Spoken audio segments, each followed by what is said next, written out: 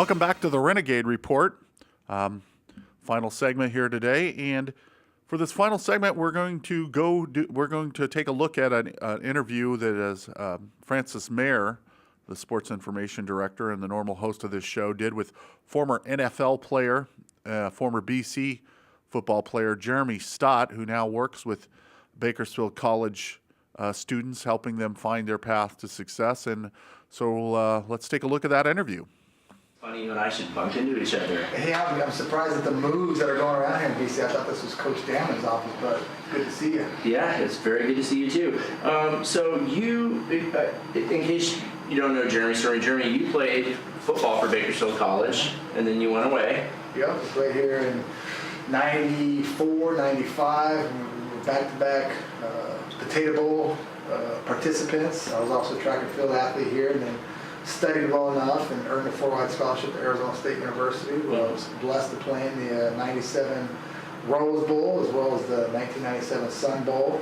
The Rose Bowl was actually for a national championship, so it was actually a really good game to be a part of against Ohio State. We actually lost in the last minute, 30 seconds, but from there... Not that you think about it every day. Not that I don't know, I absolutely don't. It never just sits there and rings in my ear that we could have been national champions, but yeah, Bakersfield guy, and born and raised here, and had an opportunity to play here, and went to Arizona State, and then went on to a 6-year career in the NFL with teams like Oakland, Pittsburgh, Seattle, and then finally finished with St. Louis Rams, and then decided to answer the calling and join the Marine Corps. Did 4 years in the Marine Corps as an infantry machine gunner, and then got out and moved back here to Bakersfield and married my wife, and continue to have one of the world's most eventful existences. Absolutely, just keep on trucking, and opened up my own foundation where I was working with troubled youth and veterans, and then decided to ride a bicycle across the country. So, 3,400. There was that. Yeah, I was bored. It's kind of like Forrest Gump. I just wanted to go for a run. And 7,000 miles later, I finished my trek with that, and I was. Wanted to get into education as far as working with troubled youth and veterans, and wanted to start a welding program through my foundation. And lo and behold, started taking classes here to get my degree. And lo and behold, I actually applied for a job here and been teaching here for 3 years now, and absolutely love it.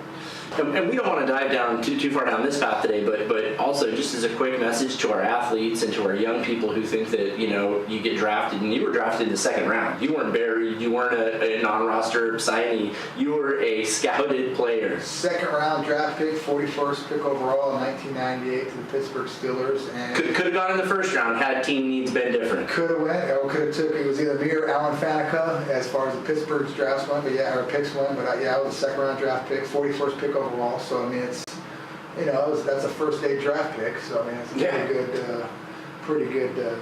But life isn't set after an NFL contract. Absolutely not. One of the biggest issues I had, even though I was a Pac-10 Defensive Player of the Year, Defensive Lineman of the Year, second round draft choice, the one thing that always came back to haunt me was that I did not have my education. I did not have my bachelor's degree. I did not finish my schooling because I got drafted. I said, well, what do I need to get my education for? I've got $1 million contract. Well, after taxes and a few seasons into the game, hey, that money goes pretty quick. Sure. Yeah. And so right now I'm all about education. I actually got my AS degree here in criminal justice when I was a player. Right. And then I went on to get a bachelor's in liberal studies. And now I'm working on an AS degree in welding, AA degree in Spanish, and then also working on my master's of education. And once I get all that done, then I'm going to go and run for a doctorate. And because it's the only thing that holds weight. I mean, trophies, we all have trophies, and the one thing my trophies are good for is collecting dust. Yeah, nobody is gonna. You can't bring your Pac-10 player, defensive player of the year trophy into a job interview and have that hold a lot of weight. It might be a good conversation starter. Funny you should say that, because I actually, when I was living in Arizona before I went in the Marine Corps, I actually got turned down by the Home Depot. Okay, now I love the Home Depot. I'm always going to the Home Depot buying stuff. But I went to the Home Depot looking for a job. A jobby job. A jobby job. I need a paycheck. I need to get paid every 2 weeks because I got bills to pay. And I went in there, and of course it was a great conversation. I think the interview lasted about 7 minutes, 5 minutes of which we talked about football, and Arizona State, and the Rose Bowl, and Pat Tillman, and all these great things. And then the last 2 minutes was where the the whole downfall of the conversation happened. Basically, the manager looked at me and said, hey, we would love to hire you here, but you know what, you make too much money in the NFL, you wouldn't be motivated enough to come to work, so I can't put you on the floor stocking shelves, and because you don't have your bachelor's degree, I can't give you a management job. Wow. And I'm like, whoa, wait a minute, look, I got a Pac-10, championship ring. Yeah, let me see it again. Yeah, and he said, no, he said, we really would love to have you here, but you wouldn't be motivated enough to come in and make what we're going to pay you. Wow. And so from that day on, even in the Marine Corps, my last year in the Marine Corps, I knew I was getting out of the Marine Corps, and I told all my Marines, say, when you guys get out, make sure you get your degree. And I said, what a hypocrite. Here I am. I didn't have my degree. And I tell my Marines to get their degrees. So I went back to school my last year, went online, back through Arizona State University, finished up my degree. And I tell you what, it's been the biggest accomplishment thus far in my life. And it's been the biggest, ignition of me wanting to fuel my educational needs. And like I said, at the end of the day, I'll have 5 or 6 degrees by the time I'm 41 years old. And no one can ever take those away. No one can ever take your education away. Like I said, we saw here a few years back, state champions in football. Everybody had the ring. We were all calling ourselves state champions, and next thing you know, it was stripped.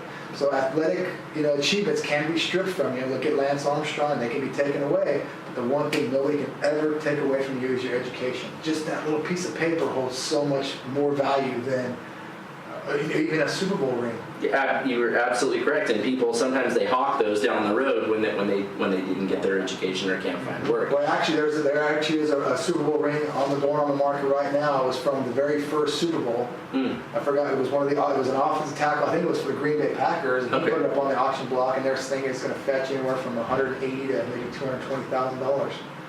But it wasn't worth anything to him, so he's willing to sell it. It's like, yeah, ultimately it is just a possession, just a thing. Can't take your education away. And you're piling on here. You're actually you're pursuing a Spanish degree right now in BC because as we go through life, there's one thing that's essential, especially as a teacher-student relationship. It's communication. Sure. Communication in anything, whether it be a relationship with your parents, whether it be a relationship with your spouse, relationship with your players. Communication is everything. And with a populace of 68 to 70% Hispanic student body, it's who of me to go out there and learn their culture, their language, so that I can better communicate, so that I can instill in them some of the values that I'm trying to teach to my students. And so, if I can't tell a student a weld is hot, and he goes over and touches it, he's going to find out real quick what is hot, and it's going to kind of look bad on me because, I told you it was hot, but yet he still got burned, so I feel bad. So if I can learn to communicate, say, hey, mucho caliente,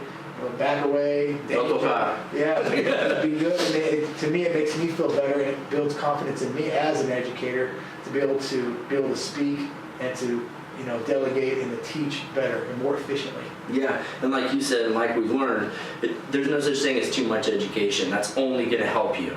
No, absolutely. I believe if you're not learning, you're not living. And I don't care how old you are. I mean, if the mind is an amazing thing. I mean, a lot of people think, I'm just going to work till retirement, and then for retirement they just wait to die. They don't do anything.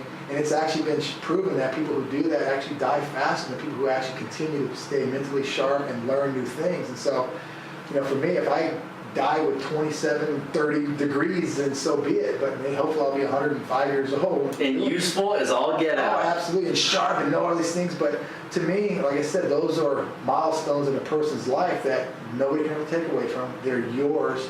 You've earned them, and it builds a lot of respect from people around you to see, man, well, he's got his master's degree or a doctorate degree or this, that, or the other thing, because it's not forced upon anybody. It's something that you have to be motivated to do, and people, they kind of, they're not envious, but they do admire people who have those little pieces of paper that have a degree. And the bottom line is, and the point that we're trying to get across is, it's not going to close any doors. It can't hurt. If you're lacking for something to do, or you're wondering why things aren't going the way you want them to go in your life, go out there and get the education you need to make them so. Jeremy's living proof of that. He's reinvented himself, I don't know, half a dozen times? At least, minimal half a dozen times. Because, as athletes, we think, I want to be an athlete for the rest of my life. Well, that's not the case. I tried to reinvent myself as an athlete a few years ago. I said I was going to start throwing again, as a track and field athlete. But hey, with kids and a wife and a job, you don't have time for that anymore. And so you've got to reinvent yourself into something else. And hey, I might reinvent myself a couple more times before, my demise, if you will. Jeremy, none of us will have any right to be surprised because you keep doing it, and you're not too full of yourself to go out and get the education you need to become the person that you want to be at that point. So, Jeremy, people can find you over in the welding department. Absolutely, trade skills. That's it. Awesome, Jeremy. Thank you for talking with us. Good seeing you. Yep, likewise. Bakersfield College SID, Sports Information Director Francis Mayer, interview he did previously with Jeremy Stott, former NFL player, former BC football player, who's now a welding professor at Bakersfield College, talking about the importance of education. Great interview there done by Francis. So anyway, great show today. We talked a lot of Bakersfield College tennis. If you get a chance, go out you can go on the website, gogades.com, and check out what's going on with all the different athletics programs. You got Bakersfield College baseball going on, you got softball, you've got men's and women's tennis, a lot of different things going on. So if you get an opportunity, go out there and check out one of these teams. They surely would enjoy your support, and a lot of great sports going on there. And I know the baseball team has got a game this afternoon that they're playing at 3:00 against LA Mission. So that's a great chance to go out and see some wonderful athletes, some talented athletes. So if you get the opportunity, go out there and check them out. And I'm sure Francis will be back next week to host the show. I don't know what he has in store for you, but I'm sure it'll be entertaining and informative. And if just a little plug, the Bakersfield Racket Club, as we talked a little bit earlier in the show, is hosting this Bakersfield Tennis Open, and the main draw starts on Tuesday, and some wonderful tennis out there. Some professionals, maybe not the guys that you see on television all the time, but some up-and-comers, people that are ranked in the world ranking. Some really great tennis going on over there. So you should go out and check that out, and kind of go along with the theme today, our tennis theme. Go out there and see that. You can sit real close to the court. It's free, and it's a wonderful event. It lasts all week long, wraps up the following Sunday with the finals, and that's also something very worthwhile, to go out there, especially if the weather stays nice, and go out there. So anyway, that'll do it for the show today. Thanks to our producer Chris and everyone that's involved with the show, and our guests today, Christian Karudachag, Andrew Schwartz, and Nick Jacobs. Until next time, that'll do it for the Renegade Report. Everyone have a good day.